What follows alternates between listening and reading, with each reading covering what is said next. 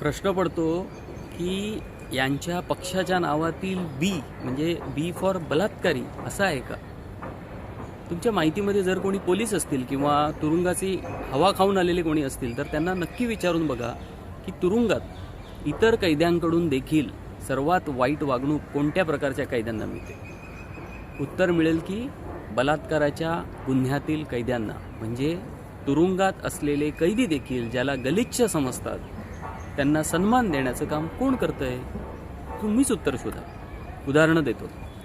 कोण आहेत जे बलात्काऱ्यांचं स्वागत सत्कार समारंभ करतात? कोण आहेत जे बलात्काऱ्यांच्या समर्थनार्थ मोर्चे काढतात? कोण आहेत बलात्काऱ्यांच्या अगदी मास रेपिस्ट म्हणवले जाणाऱ्यांच्या प्रचारासाठी जातात? कोण आहेत जे बलात्काऱ्यांना निवडणुकीचं तिकीट देतात?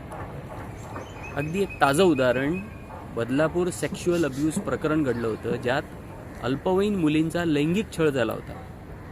त्या संबंधित आरोप असलेल्या आपटेला मुख्य राजकारणात आणण्याचे प्रयत्न कोण करतंय आणि या प्रकाराचं सुद्धा समर्थन करणारे कोण आहेत?